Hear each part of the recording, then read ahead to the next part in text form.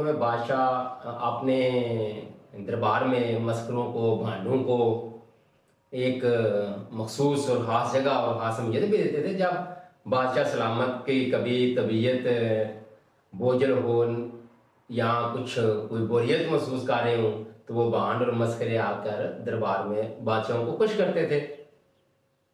لیکن جب یہ بادشاہ اپنے گھر سے نکلتے تھے تو اس وقت بھی آپ کو پتہ ہے کہ وہ اونٹوں پہ، وہ ہاتھیوں پہ، گھوڑوں پہ، پھر ہاتھیوں پہ وہ سواری، وہ اوپر جو اس کے سارا بڑا بہترین ایک شاہی سواری تیار کرنا، تو وہ نکل کے اس پر سفر کرتے تھے، جاتے تھے راؤنڈ وغیرہ لگانے کے لیے. تو پرانے وقتوں کی ایک بات ہے کہ بادشاہ سلامت نکلے، رستے میں ان کی طبیعت کچھ بوجھل محسوس ہوئی، ان کو کچھ طبیعت میں ناگواری گزری، تو ارد گرد جو درباری تھے انہوں نے وہاں کوئی بانڈ اور مسکرے اس علاقے کی تلاش کی اور بادشاہ کے سلامت کے سامنے پیش کر دیے. بادشاہ سلامت نے وہ مختلف، آپ کو پتہ ہے پھر جو ابھی تو اتنے میرے پاس وہ الفاظ ہی نہیں، وہ ضلع لائی، استعماب، جناب، وہ پتہ نہیں کون کون سے وہ ان کو لقب اور یہ اس طرح کے الفاظ استعمال کرتے تھے بادشاہ کو خوش کرنے کے لیے، پھر آگے وہ بات شروع کرتے تھے. تو انہوں نے بادشاہ کے سامنے بڑی وہ اپنا مسخرہ پن دکھایا، اپنا بھانڈ پن دکھایا، اور وہ بادشاہ سلامت بڑے خوش ہوئے.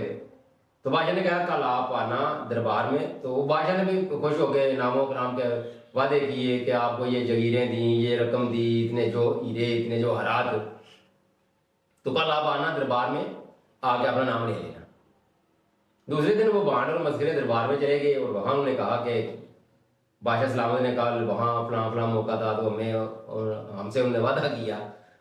تو پیش کیے کہ دربار میں بادشاہ سلامت بھی آئے. تو بادشاہ سلامت نے ہاں بھائی، بادشاہ تو بادشاہ ہے، اس کو کیا پتہ کل کیا کہہ دیا، کیا کس کو کچھ کہہ دیا، کیا وعدہ کر دیا.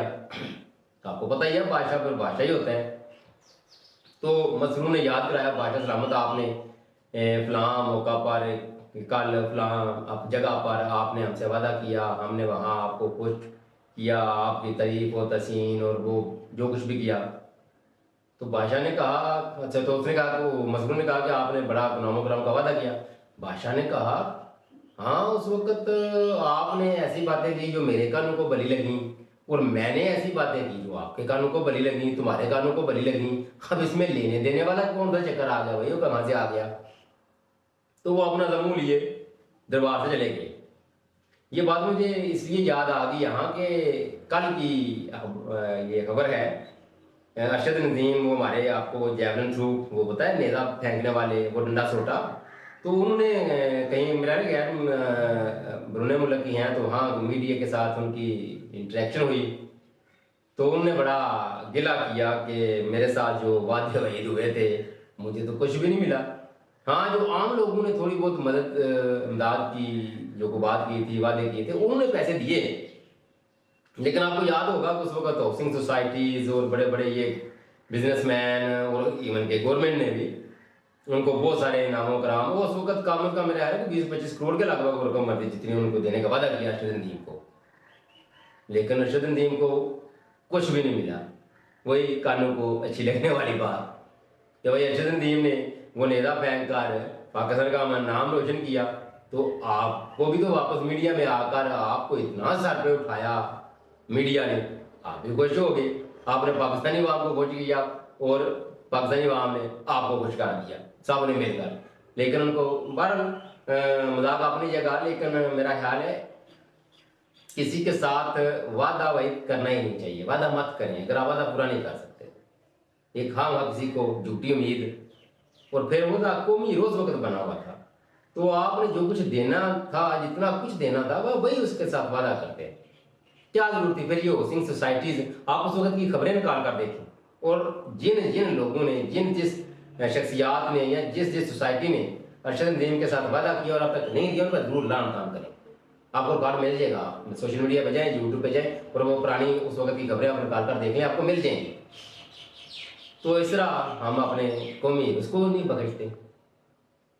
اور میرا خیال ہے یہاں ایک ہمارے، آپ کو پتہ ہے پاکستان کے معروف دانشور جناب جوید چودھری صاحب اور شہباز گل صاحب، تو ان کو کچھ اور ہی کہتے ہیں، لیکن وہ چودھری صاحب نے بھی نا اس وقت ایک کالم لکھا تھا، مجھے بڑا کالم پسند آیا. وہ ٹھیک بات انہوں نے کہی تھی کہ ہم एक तो एक हम हाइप हाइप क्रिएट कर देते हैं, उसका लुबेलवा बताने लगा हूँ।